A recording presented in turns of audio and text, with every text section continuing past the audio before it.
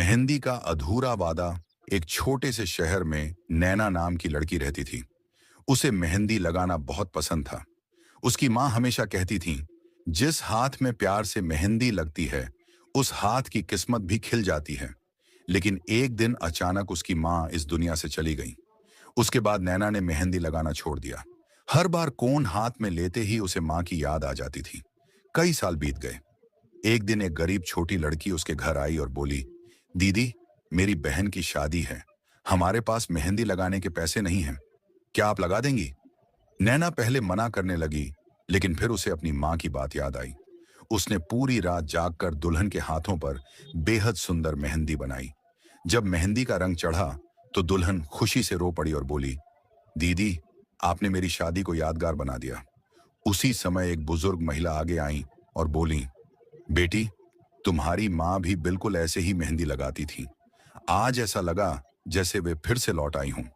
ये सुनकर नैना की आंखों से आंसू बहने लगे। उसने आसमान की ओर देखा और धीरे से कहा, माँ, आज मैंने आपका अधूरा वादा पूरा कर दिया। उस दिन के बाद नैना ने फैसला किया कि वह हर उस लड़की को मुफ्त में मेहंदी लगाएगी जो पैसे नहीं दे सकती। धीरे धीरे उसकी कला पूरे देश में प्रसिद्ध हो गई। लेकिन उसे सबसे ज्यादा खुशी तब मिलती थी जब किसी के चेहरे पर उसकी वजह से मुस्कान आ जाती थी।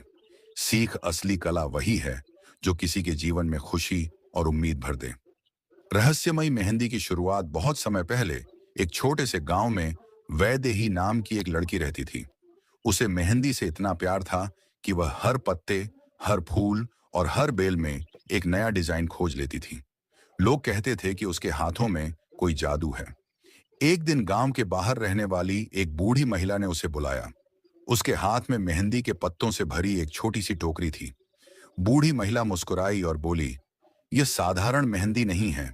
इसका रंग तभी गहरा चढ़ता है जब इसे लगाने वाले का दिल सच्चा हो। वैदेही को यह बात अजीब लगी, लेकिन उसने टोकरी ले ली। अगले दिन उसने एक दुल्हन के हाथों में उसी मेहंदी से डिजाइन बनाया। जैसे जैसे मेहंदी सूखने लगी, उसका रंग इतना गहरा और चमकदार हो गया कि पूरा गांव उसे देखने उमड़ पड़ा।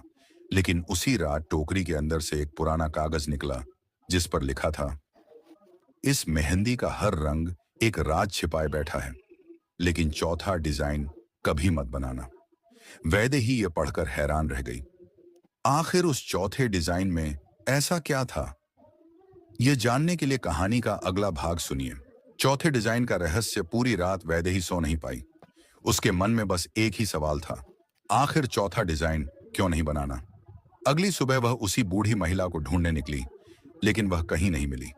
लोगों ने बताया कि उस जगह पर वर्षों से कोई नहीं रहता। कुछ दिनों बाद एक अमीर व्यापारी अपनी बेटी की शादी के लिए वैदेही को बुलाने आया। उसने कहा, मुझे सबसे अलग और सबसे सुंदर मेहंदी चाहिए। डिजाइन बनाते समय वैदेही से अनजाने में वही चौथा डिजाइन बन गया, जिसका जिक्र उस पुराने कागज में था।